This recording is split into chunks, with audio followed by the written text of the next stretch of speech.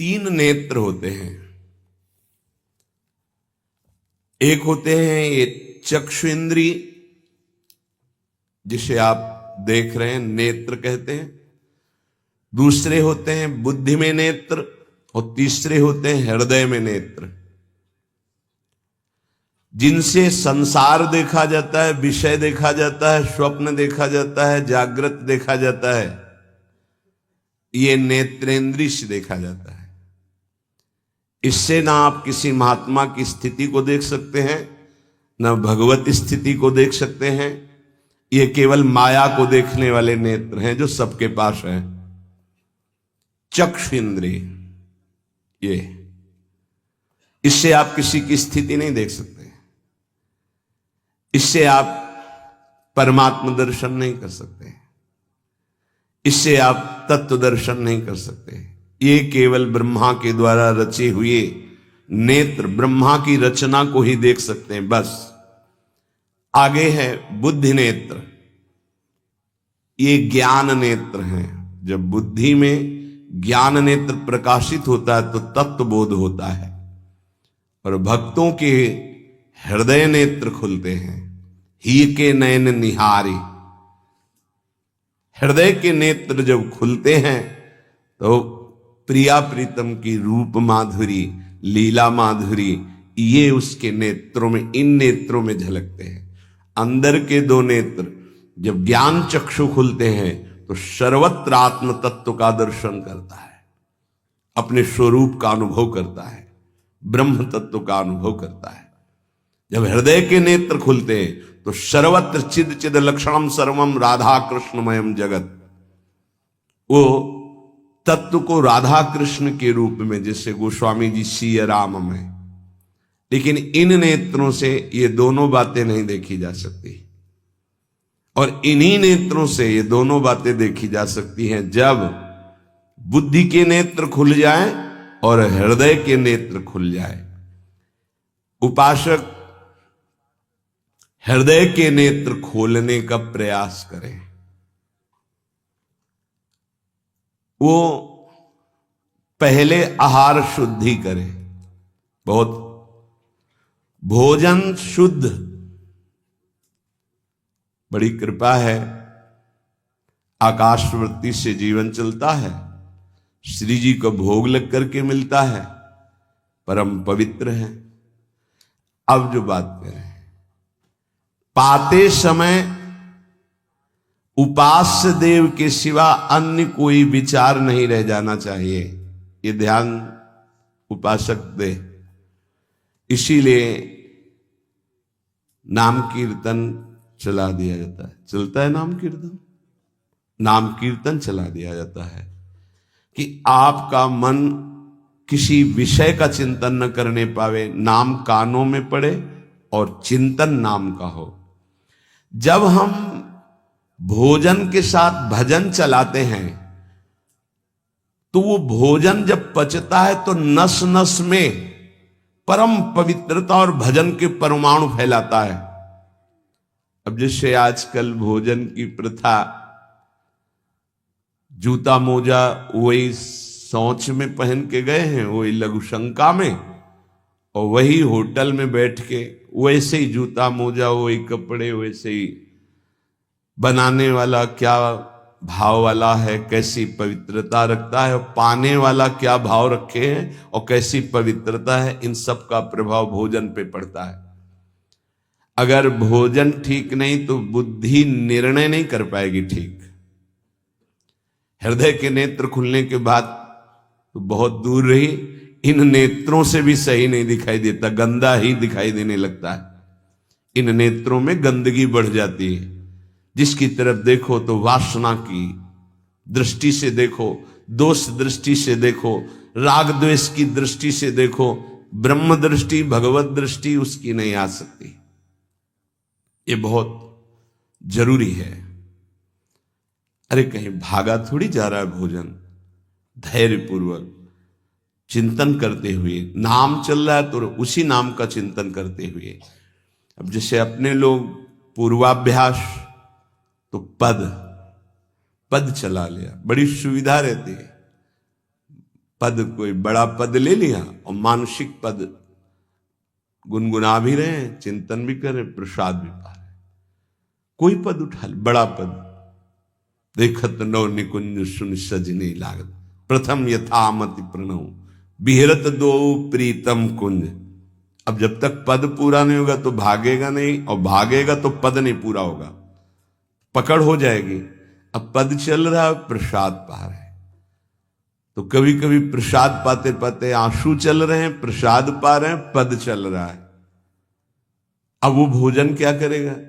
प्रसाद नस नस में जाकर भागवतिक भाव संचरित करेगा। अब आप प्रसाद पा रहे हैं, किसी द्वेषी का चिंतन कर रहे हैं, गुस्सा आ रही, अब नस नस को वो क्रोध से युक्त करने वाली वृत्ति पैदा करेगा। आप प्रसाद पा रहे हैं, कोई काम चिंतन कर रहे हैं, वही प्रभाव आपके अंदर पड़ेगा। हमारी पद्धति रही है प्रसाद पाने की, चाहे जितना पवित्र हो, पर भोजन पाने के पहले हाथ पैर धोए गए, कुल्ला किया गया, पवित्र हो करके फिर वहां बैठ करके, पद्धति थी आसन पीढ़ा चटाई बिछा दी गई, पवित्रता पूर्वक बैठे, भोग सामने आया, भगवद अर्पित प्रसाद है तो जय जयकार और कीर्तन करके पा रहे हैं। अगर वो ऐसी जगह से मिला है, भगवद अर्पित नहीं है, तो अपने सामने 1 मिनट रुक कर भगवद अर्पित करते हैं, फिर जय जयकार इष्ट की, गुरुदेव की, भगवान नामों की गूंज करके फिर पाते।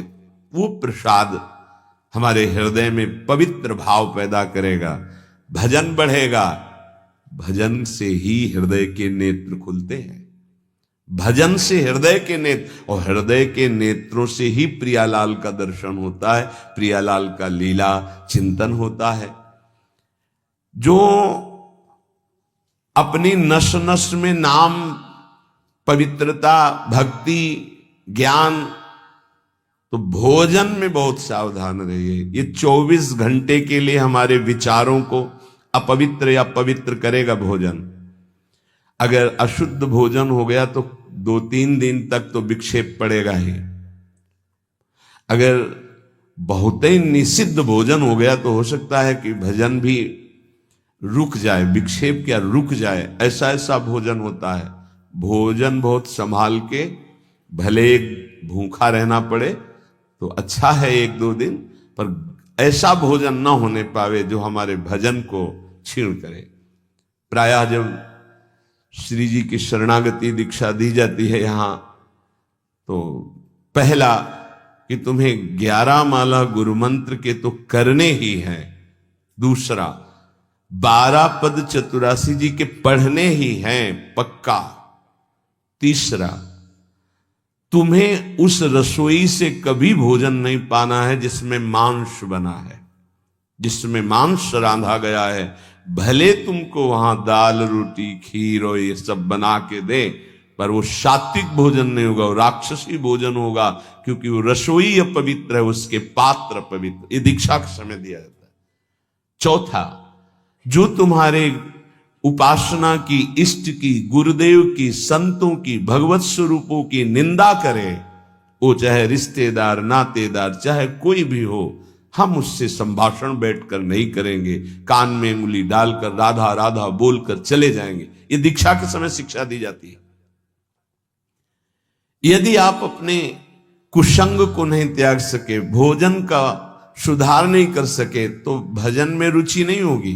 ध्यान रखना, हम जैसा अन्न पाते हैं वैसा मन बनता है, जैसा मन होता है वैसे ही चिंतन होता है। हमें हृदय के नेत्र खोलने हैं तो हमें आहार पवित्र करना है। पवित्र आहार पवित्र चिंतन के साथ हमें पाना है, ऐसे जल्दीबाजी नहीं। जल्दीबाजी है तो हम नहीं पा रहे हैं, जब हमें समय होगा पा लेंगे। कोई प्राण थोड़ी निकल जाएंगे, एक बार न पाएंगे, एक दिन ना पाएंगे, नहीं निकलते। कई कई दिन भोजन न पाने पर भी ऐसा नहीं होता कि प्राण निकल गए। बड़ी सामर्थ्य है, प्रभु ने सामर्थ्य दी है। उपासक सावधान रहे, कहीं प्रसाद पाते समय कोई ऐसा दृश्य, ऐसी वार्ता न कर बैठे जो भजन में बड़ी हानि पैदा कर दे। जैसे आप मोबाइल रख लिए और आप ऐसे दृश्य देख रहे हो जो आपका सर्वनाश करने वाले हो, भोजन पा रहे हो, तो आप निश्चित समझ लेना, निश्चित भ्रष्ट हो जाओगे, आगे नहीं बढ़ पाओगे, गिर जाओगे। भोजन के समय यदि आपका मन पद में नहीं लग रहा, भजन में नहीं लग रहा, तो जैसे यंत्र है आपके पास, तो चतुरासी जी लगा दीजिए, सत्संग लगा दीजिए। आपका चिंतन बनना चाहिए भागवतिक, कोई गलत चिंतन नहीं। और अगर कोई पास बैठा है तो वार्ता नहीं होनी चाहिए। भोजन के समय वार्ता निषेध है, वो वार्ता का समय नहीं, वो एकाग्रता पूर्वक पूरे 24 घंटे के लिए हम अपने विचार पावन करने के लिए बिल्कुल मौन होकर के भगवत चिंतन या भगवत श्रवण करते हुए प्रसाद पाए। आप सब आज से ये नियम ले लें, केवल परोसने वाले की आवाज सुनाई देनी चाहिए। श्री जी का प्रसाद जो आप परोस रहे हैं उसका उच्चारण करते हुए आपको प्रसाद, रोटी प्रसाद चाहिए तो वो पूछ सकते हैं। इसके अलावा पाने वाले की आवाज बस जी दे दीजिए, इससे ज्यादा कोई शब्द नहीं आना चाहिए।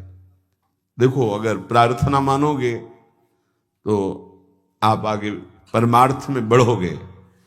जो प्रसाद पाने का समय है वो बहुत 24 घंटे के भजन के लिए बहुत कीमती बात है। अगर उस समय आपका कोई प्रपंच वार्ता, कोई लौकिक वार्ता, राग द्वेष वार्ता नहीं, बिल्कुल नहीं, मौन आज से नियम रख लो। दे दीजिए ये शब्द उच्चारण और ले लीजिए प्रसाद ये शब्द, इसके अलावा और कोई शब्द नहीं होना चाहिए। अगर आप हमारी प्रार्थना नहीं मानते हैं तो ये अपराध होगा, आज्ञा का उल्लंघन होगा और वो आपके लिए बहुत ही हानिकारक होगा, जो आपकी बुद्धि को क्षय करेगा। इसलिए प्रार्थना है, आप प्रसाद पाते समय सब मौन का आश्रय, केवल स्वीकृति हां दे दीजिए और प्रसाद बांटने का जो उच्चारण है या अमुक प्रसाद ले लीजिए। बस इस नाम कीर्तन चलता है, नाम कीर्तन सुनिए, या आपकी क्षमता है तो उस समय नाम जप करते हुए प्रसाद पाइए। जिस जगह पर संत सेवा होती है, नाम कीर्तन होता है, ठाकुर सेवा होती है और परस्पर बैठ करके भगवद वार्ता होती है, उस जगह सारे तीर्थ अपने आप आ जाते हैं। वहां वास करने वाले को किसी तीर्थ जाए या ना जाए, कहीं भी, संपूर्ण भुवन की बात कह रहे हैं, जिस घर में, जिस कुटिया में, जिस जगह में, जिस स्थान में नाम कीर्तन होता है, भगवत गुण कीर्तन होता है, साधु सेवा होती है, ठाकुर सेवा होती है, सारे तीर्थ स्वयं आकर वहां वास करने लगते हैं। तीर्थ क्या, तीर्थाधिपति तीर्थपाद भगवान वास करते हैं। जहां भगवान नाम कीर्तन, भगवत गुण गायन होता है, भगवान प्रकट होते हैं। मदभक्ता यत्र गायन्ति तत्र तिष्ठामि नारद, नाम वाणी जहां श्याम श्यामा तहां। सारे तीर्थ स्वयं वहां वास करते हैं। कुछ गृहस्थ जन कहते हैं हमारे घर में कोई चक्कर है, कोई टुटका कर दिया, कोई परेशानी। हम कह रहे हैं नाम कीर्तन कीजिए, ठाकुर सेवा घर में विराजमान कीजिए, 30 मिनट बैठ करके भगवत चर्चा कीजिए। हिंदी आती है, संस्कृत आती, जो जैसे भी आप, भागवत है, गीता जी है, रामायण जी है, भगवत चर्चा गुणगान कर रहे हैं प्रभु कुछ। उस घर में कोई अमंगल, कोई भूत प्रेत, कोई चक्कर, ऊपरी नीचरी कोई बाधा, ग्रह नक्षत्र कुछ नहीं, किसी को समझ नहीं आती कैसे सर्व मंगल में भगवान का नाम समस्त पापों का नाश करके महामोद प्रकाशित करता है।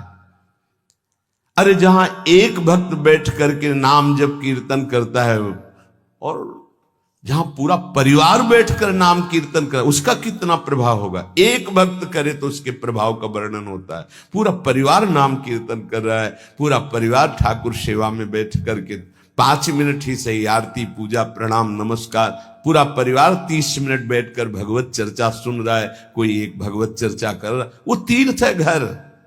फिर ये तो परम धाम है, यहां तो महामोद मंगलमय है, यहां तो अखंड नाम कीर्तन भगवत चर्चा सब चलती ही रहती। आपको सावधान रहना, जो एक बार आदेश हो जाए उसका उल्लंघन ठीक नहीं है, और उसको तत्काल लागू किया जाए। अगर नहीं किया जाता तो उसे प्रमाद स्थिति कहते हैं, और फिर बुद्धि भ्रष्ट हो जाती है। कोई भी, चाहे वो साध्वी हो या उपासक हो, साधु हो, आज्ञा का उल्लंघन करने का स्वभाव ना डाले, नहीं तो प्रमाद स्थिति घसीट ले जाएगी। आज से जहां प्रसाद पाना प्रारंभ होता है और प्रसाद आचमन करने तक मौन, फिर हमें वार्ता ही किसी से करनी। प्रसाद पाने के समय वार्ता, ये तो हमें बात समझ में ही नहीं आई। उस समय कौन सी संगोष्ठी होती है, उस समय कौन सा प्रसंग होता है प्रिया प्रीतम के लीला चरित्र का। उस समय तो हम प्रसाद का स्वाद लेते हैं, उच्छिष्टामृत भुक्त वैव, प्यारी जू ने पाया है, और नाम कीर्तन करते हैं। तो हमारे हृदय के नेत्र खुलेंगे, तभी तो हमारी भजन में रुचि बढ़ेगी। जब हमारा प्रसाद पाते समय भजन होगा, बहुत ध्यान देने की बात है ये। अगर प्रसाद पाते समय प्रपंच, तो 24 घंटे प्रपंच चिंतन चलेगा। अगर प्रसाद पाते समय राग द्वेष की चर्चा, काम क्रोध की वार्ता, तो हृदय मलिन हो जाएगा। हम प्रसाद पाते हैं पवित्रता के लिए, प्राण पोषण के लिए, तो प्राण पोषण और पवित्रता दोनों होगी भगवत चिंतन से। केवल प्राण पोषण हुआ, बुद्धि अपवित्र हो गई, तो फायदा क्या। जो नाम जप करता है उसको कभी ये चिंता नहीं करनी कि अब हमारे जो पूर्व पाप हैं वो कैसे नष्ट होंगे। वज्रम पाप मही भृताम,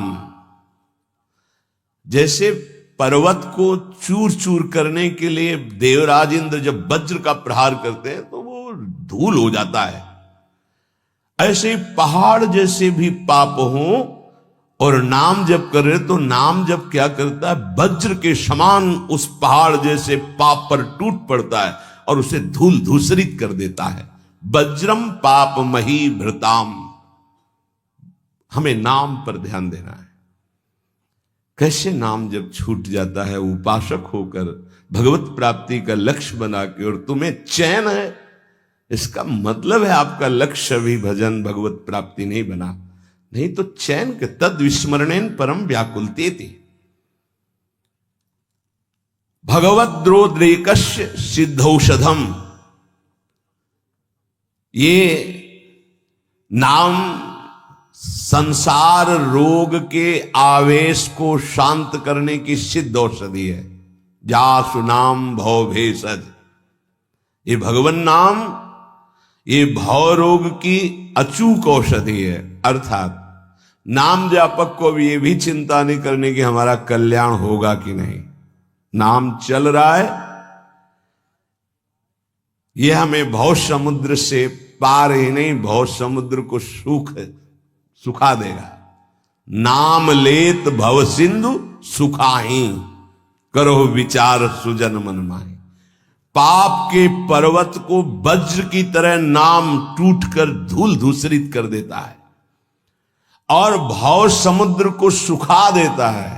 पार जाने की जरूरतें नहीं, खत्म ही हो जाता है, कल्याण की चिंता नहीं। मिथ्या ज्ञान निशा विशाल तमसस तिगमांसु बिंबोदय, ये नाम अज्ञान रूपी घोर अंधकारमयी रात्रि के नाश के लिए भगवान भुवन भास्कर सूर्य के समान है। उपासक को अभी ये भी चिंता नहीं करनी कि हमें तो कोई ज्ञान नहीं है, हमारे अंदर तो अभी बड़े आकर्षण है संसार के, अविद्या है। बिल्कुल चिंता मत करो। नाम जब चल रहा तो जैसे घोर अंधकार रात्रि में है, सूर्य उदय होते ही वो सब नष्ट हो जाता है, ऐसे ही नाम जापक के हृदय का अज्ञान अंधकार नष्ट करने के लिए भगवान नाम सुंदर ज्ञान प्रकाश कर देते हैं। अन्य उसे कोई पढ़ने लिखने की आवश्यकता नहीं पड़ेगी। नाम जब से अपने, जैसे कल आप सत्संग में ध्यान दीजिए, सुन रहे थे कि जिसका अंतःकरण शुद्ध हो जाता है, जो राग द्वेष रहित महात्मा है, बिना पढ़े सारे वेदों का अर्थ उसके हृदय में स्फुरित हो जाता है। मिथ्या ज्ञान निशा विशाल तमसस तिग्मांश बिंबोदय। अज्ञान रात्रि के घनीभूत अंधकार के नाश के लिए प्रभु का नाम सूर्य के समान है। क्रूर क्लेश मही रुहा मूर्तर ज्वाला जटालह सिखे। ये क्रूर कर्म कराने वाले, काम क्रोध लोभ मोह मद मत्सर, इनका जंगल है। इस जंगल को नष्ट करने के लिए दावाग्नि के समान नाम है। इसको भस्म कर देगा, सारे विकारों को भस्म कर देगा नाम। क्रूर क्लेश मही रुहा मूर्तर ज्वाला जटाला सिकी। जैसे प्रचंड दावानल पूरे वन को भस्म कर देता है, ऐसे नामाग्नि समस्त विकारों को भस्म कर देती है। हमको ये भी चिंता नहीं करनी कि हमारे अंदर विकार, काम क्रोध लोभ मोह मद मत्सर है। नाम चिंतन करो, चिंता नहीं। द्वारम निर्वृत्ति सन्मनो विजयते कृष्णेति वर्णद्वयम। ये परम शांति परमानंद का द्वार खुल गया यदि जिह्वा पे कृष्ण कृष्ण कृष्ण राधा राधा राधा राम कृष्ण हरि, जो नाम गुरुदेव ने दिया, अगर वो नाम चल रहा है तो अब चिंता भी नहीं करनी कि हमारा परम पद मिलेगा, कल्याण होगा कि नहीं। नहीं, द्वार में प्रवेश कर गए। जिह्वा पे नाम मतलब द्वार में प्रवेश कर गए। महाराज जी, लोग तो कहते हैं कि जिह्वा से नाम जप करने से कोई लाभ नहीं मिलेगा। कहते कर में तो माला फिरे, जीव फिरे मुख माही, मनुआ तो चहु दिस फिरे, यह तो सुमिरन नाहि। कुछ लोग कहते हैं हाथ में माला चल रहा है, जीभ में नाम चल रहा है, मन संसार में घूम रहा है, इससे तो कोई लाभ मिलेगा नहीं। तो महाराज जी, प्रायः नाम जब तो ऐसे ही होता है प्रारंभ में, तो उसको तो कोई फल ही नहीं मिलेगा। अरे ऐसा कहने वालों की बिल्कुल बात मत सुनो। पूज्य उड़िया बाबा, ऐसा कहने वालों की बिल्कुल बात मत सुनो, उन्हें कहने दो। वो क्या जाने, नाम में अपार सामर्थ्य है। जिसकी जिह्वा में नाम स्मरण चल रहा है तो मन लगे ना लगे उसको फल अवश्य मिलेगा। ये बात, इसीलिए भगवत प्राप्त महापुरुषों के वचनों को समझना चाहिए। अब कौन सा दोहा कहां से उठा के कैसे, अब अगर ये दोहा नए साधक को सुनाया जाए कि कर में तो माला फिरे और जीभ फिरे मुख माहि और मनुआ तो चौदिस फिरे, ये तो सुमिरन नाहि, तो जो शुरू किया वो भी रख देगा माला कि फल ही नहीं मिलना तो हम क्या करें। पूज्य राधा बाबा, तुम चिंता मत करो, तुम मशीन की तरह जीभ से शुरू करो राधा कृष्ण राधा कृष्ण राधा कृष्ण राधा, बाबा के वचन, फिर तुम देख लेना।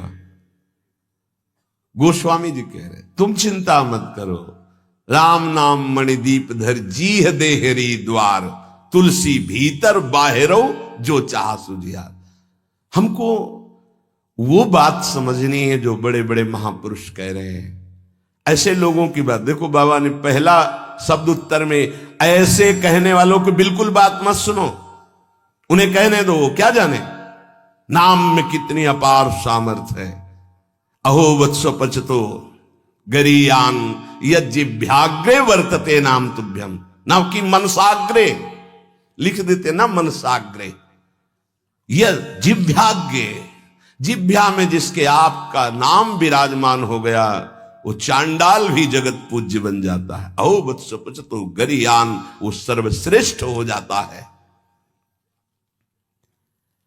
भजन करना है, निरंतर भजन करना है, मन लगे ना लगे तुम्हें इसकी परवाह नहीं करनी। जो तुम्हारी जिह्वा से नाम निकल रहा है वो फल दे के रहेगा, ये बैठा लो हृदय में। केवल जिह्वा से तुम भजन करना प्रारंभ करो, फिर देखना मन लगने की बात जाने दो, मन नाममय हो जाएगा, अपने आप नाममय हो जाएगा। जब हम अधिक समय तक विषय चिंतन करते हैं तो मन विषयमय हो जाता है। जब अधिक समय तक हम नाम जपते हैं तो मन नाममय हो जाता है। इसलिए तुम ऐसी बातें मत सुनो, निरंतर नाम जपने का अभ्यास जिह्वा से ही करो, तुम्हारा मन भगवदाकार हो जाएगा। तो महाराज जी सुनते हैं भगवदाकार वृत्ति बड़ी महिमामयी है, तो ये कैसे आती, कैसे भगवदाकार वृत्ति आती है? तीव्र अभ्यास और निरंतर स्मरण से। जब क्षण क्षण में वृत्ति हमारी भोगों की तरफ जाती है, उस वृत्ति को हटाकर हम नाम में लगाते हैं तो नामाकार वृत्ति, एक एक वृत्ति जब नाम में लगने लगती, नामाकार वृत्ति प्रभु के रूप में लगने लगती तो भगवदाकार वृत्ति, तत्व चिंतन में लगती है तो ब्रह्माकार वृत्ति। इसलिए विशेष प्रयत्नशील उपासक वृत्तियों को भगवदाकार कर लेता है।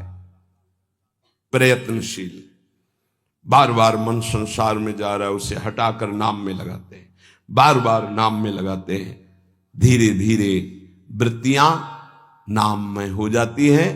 जब स्वतः एक एक वृत्ति नाममय हो जाती है तो भगवदाकार, मंत्राकार, नामाकार, ब्रह्माकार ऐसे शब्दों से कहा जाता है। ये केवल बातें बनाने से नहीं होता, पुरुषार्थ, तुम्हें भगवत कृपा से सामर्थ्य मिली ही ऐसी। उपासक प्रधानता कृपा की मानता है, अपने पुरुषार्थ की नहीं। पूरा प्रयास करके भगवदाकार वृत्ति का, और फिर उसमें देखता है कि बड़ी कृपा है, ये जो पुरुषार्थ हो रहा है ये गुरु कृपा से हो रहा है, ये भगवत कृपा से हो रहा है। भगवान की आज्ञा समझकर पुरुषार्थ करे और उससे लाभ हो तो भगवत कृपा समझे। आपका तात्पर्य यही है ना? हां हां, यही सिद्धांत है।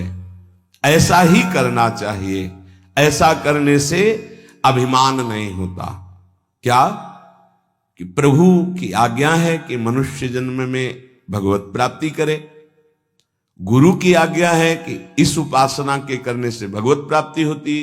तो हमें जितना पुरुषार्थ मिला है, सामर्थ्य मिली, हम पूरी सामर्थ्य लगाकर साधना करते हैं, नाम जप करते हैं, पर हम ये देखते हैं कि ये सब भगवत कृपा से हो रहा है। प्रभु की कृपा से ही हमारी भजन मार्ग में रुचि हुई, भजन बना, पुरुषार्थ बना, इस सब कृपा से। तो अभिमान नहीं आएगा।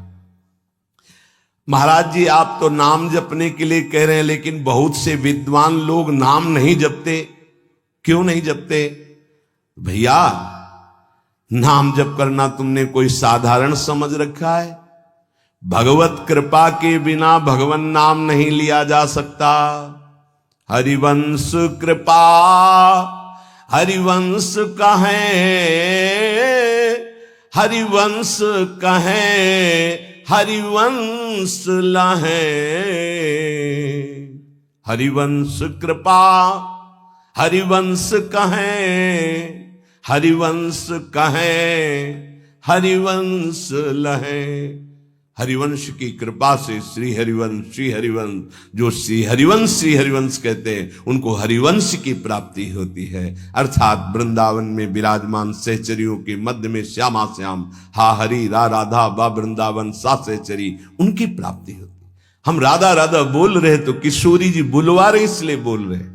कृष्ण कृष्ण बोल रहे तो जेई कृष्ण ते नाम, मानो साक्षात भगवान कृष्ण नाम से स्फुरित हो रहे, साक्षात प्रिया जो राधा नाम से हमारी जिह्वा में विराजमान। तो ये जरूरी थोड़ी है कि विद्वान है तो भगवत कृपा पात्र ही है। भगवन नाम भगवत कृपा पात्र जन जपते हैं। भगवत कृपा के बिना नाम नहीं निकल सकता जिह्वा से।